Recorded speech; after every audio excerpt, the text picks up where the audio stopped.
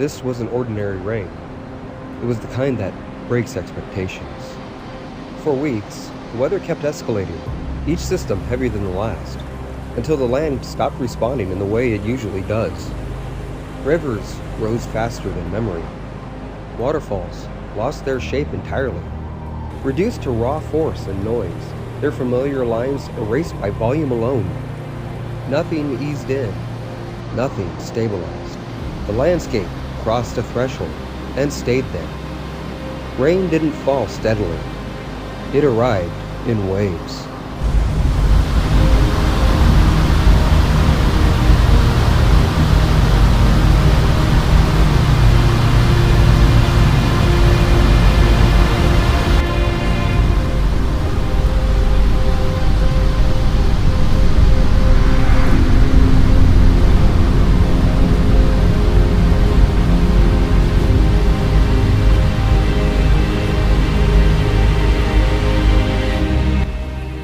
Moving through it, distance collapses. Sound flattens space. Water crashes somewhere ahead with such constant force that it stops feeling directional. It's everywhere, all at once, filling the air, the ground, the gaps between thoughts. You stop listening for individual sounds because there's no separation left to find.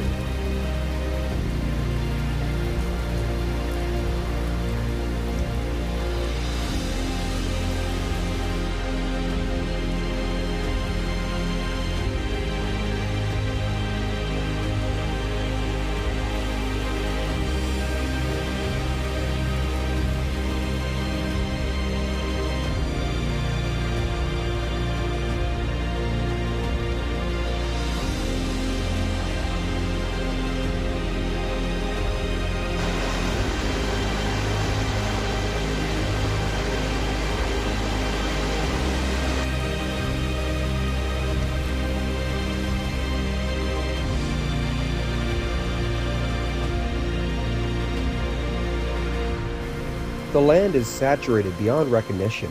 Trails dissolve. Soil shifts underfoot. Every step demands attention because the ground no longer behaves the way it's supposed to. The mountains have been stripped bare.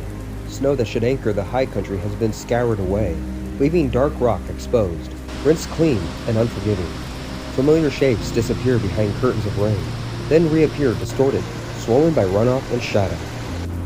I build a fire near the river, fully aware that conditions don't favor it. Many years of trial and error has taught me how to do this. Building a fire in this kind of weather takes patience and some advanced planning. And, well, Artemis doesn't seem to be interested in What are that. you doing my stick, huh? Doing my stick. Building a fire in this kind of environment isn't one where you could just pour gasoline on top of wood and expect it to take. It requires patience and intentionality, a methodical approach to something that so many take for granted.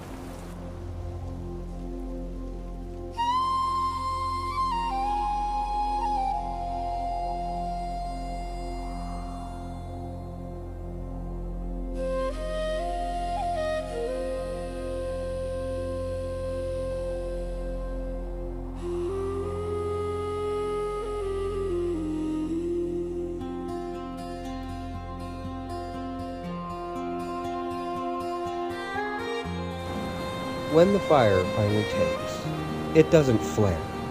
It settles. A small, steady breath forming in the middle of everything else that refuses to settle.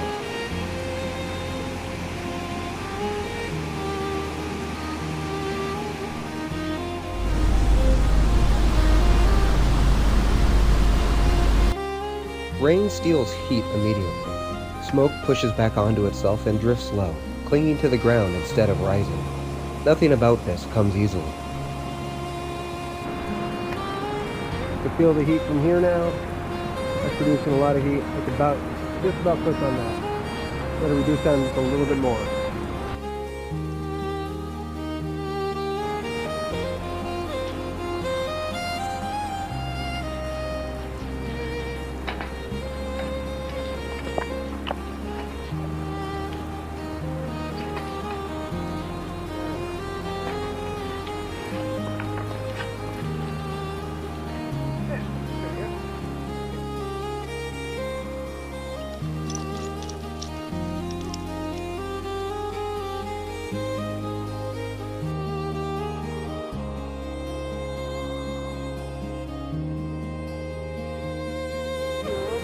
As tradition goes with every trip I take into the backcountry, I bring a fillet of salmon with me.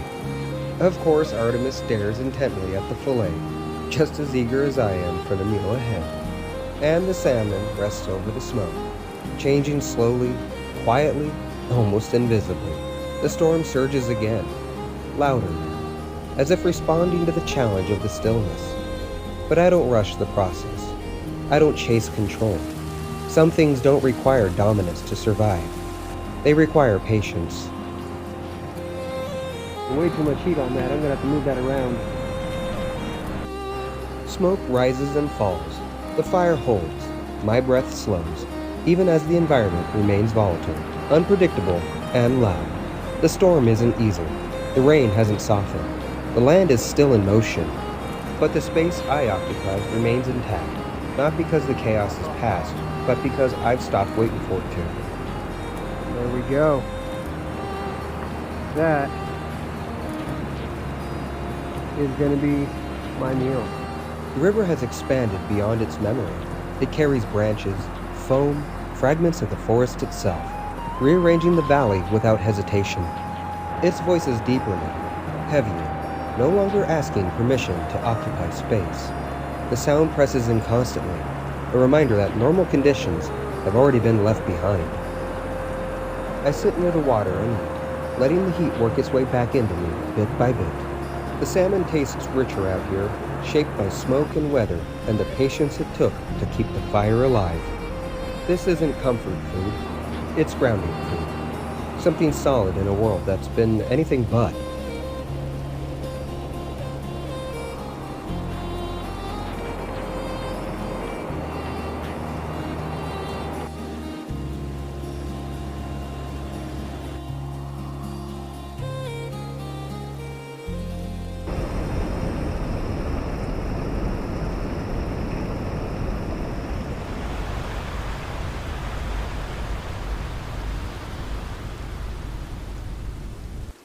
By evening, the rain loses some of its violence, but not its presence. It drifts, pauses, then returns again without warning, as if the sky hasn't quite decided what it wants to do next. The river stays high, still carrying the excess of everything it was forced to hold earlier in the day. Its voice hasn't softened so much as settled into something deeper, slower, more deliberate. The land hasn't recovered. It's still processing what moved through it. Artemis moves along the riverbank, nose down, tail cutting loose arcs through the damp air. Every scent the storm tore free has been laid out for her to discover.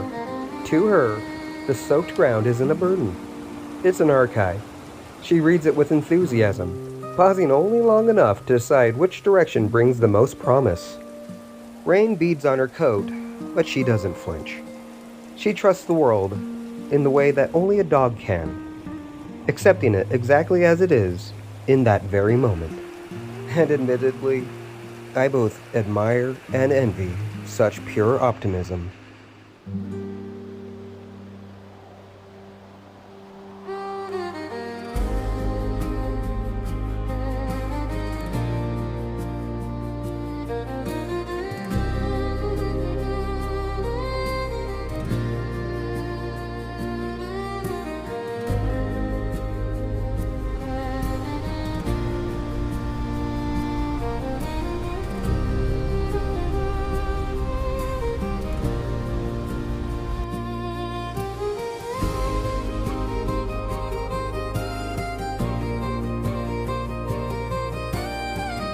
The way Artemis looks at me, eyes bright, posture loose, completely unbothered by the weather or the fading light.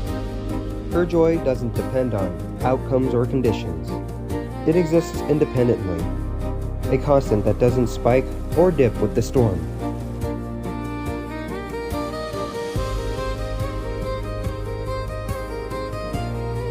Watching her, I'm reminded that not everything carries weight the same way. Some things move lightly through chaos, without losing themselves to it. Night settles fully, damp and cool, wrapping the valley into a quiet kind of motion. The fire burns lower now, but doesn't go out. The river continues its chaotic work, but yet somehow steady and unhurried. And somewhere between the last heavy drops and the long pauses between them, I recognize this moment for what it is. Not relief, not resolution, but stability returning in small, unremarkable ways. And this time of year, night comes fast, and you don't want to be left out in the dark. Oh, that's not good. With lights like these, you can definitely see where you're going and what's out there. You'll definitely see your Bigfoot, that's for sure. I upgraded my truck with a set of Lasfit's H13 and H10 LED combo packs, a plug-and-play headlight and fog light combo that's been a real game changer in weather like this. These LEDs put out roughly 6,000 lumens of bright, clean light and fit directly into your stock housing without mods. And for the record, I have not played with the sensitivity features on this camera. This is genuinely how bright these are, and my eyes are killing me right now. And with these lights, you could avoid that one deer that would turn your afternoon into a long conversation with your insurance company. So check out Lasfit's entire lineup. Link will be in the description. Thank you, Lasfit, for sponsoring this video and sending me these awesome bright lights. Morning doesn't arrive as a reward. It arrives as permission. The rain hasn't fully vanished, but it is no longer in control. Low clouds drift through the trees, fog pulling in the hollows and sliding slowly along the forest floor. And somewhere nearby, a deep rhythmic thump rolls through the timber, a grouse drumming. So I quickly put on my orange vest and moved carefully through the woods, every step deliberate on the ground that still remembers the storm. The bird appears in the branches above, still and patient, framed by the fog and the wet needles. The moment feels suspended, as if the forest itself is holding its breath. Thankfully this time, Artemis didn't scare it off in her whirlwind of excitement.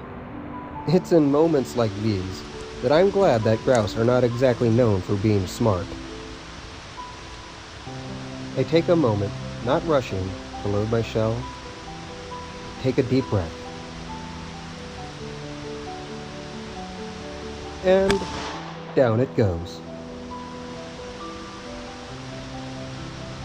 Artemis is there almost instantly, enthusiasm before understanding, joy before restraint. She lunges with all the confidence of a dog who believes the world is endlessly generous. This time, she's just a second too late. I was able to get it before she turned it into her next toy. She's still learning, and she'll understand her role one of these days. But that's not today. Her reaction to it all says everything. Nothing is lost. Nothing is ruined. The moment simply changes shape. Artemis settles nearby, finally still for a while, watching me as I clean the grouse and the river as it moves past with quiet fascination.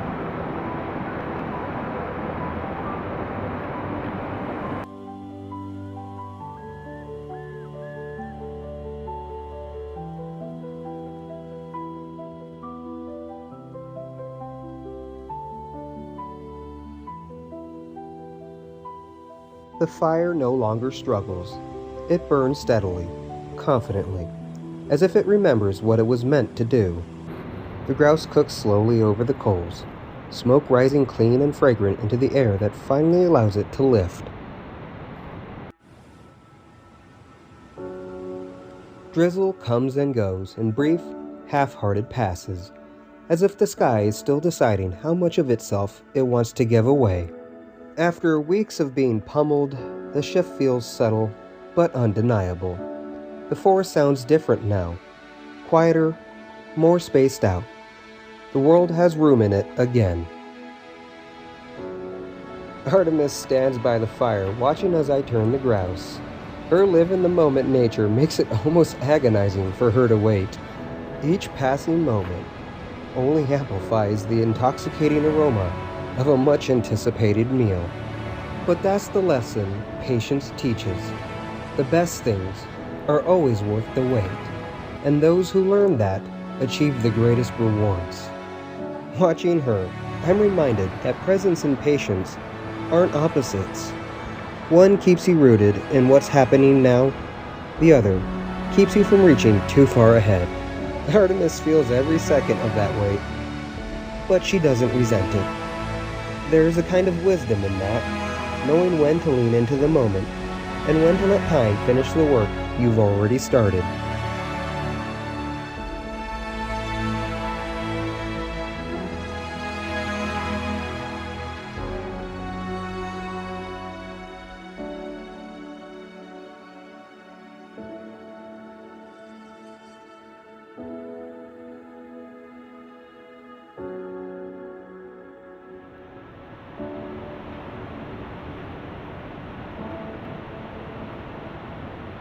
When I sit down to eat, the flavors land exactly where they should. Simple, deep, honest. It's one of the best meals I've had in a long time, because it was shaped by patience, weather, and the willingness to stay present until the moment arrived. No gaminess either. I kid you not, it's like really good fresh chicken. That's the best way I could describe it. It tastes just like really good chicken. And that smokiness from the fire.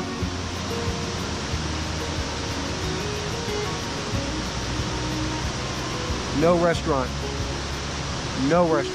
can recreate this. The smokiness, the firmness, the view.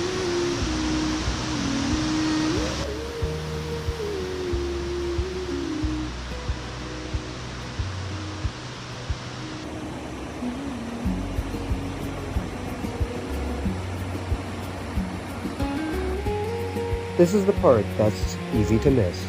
Storms don't end with a clean line in the sky or a sudden return to normal. They loosen their grip slowly. They thin out. They leave traces behind. One moment you're bracing against the weight of it all, and the next you realize you've been standing upright for a while now, breathing without effort, listening to the world instead of enduring it.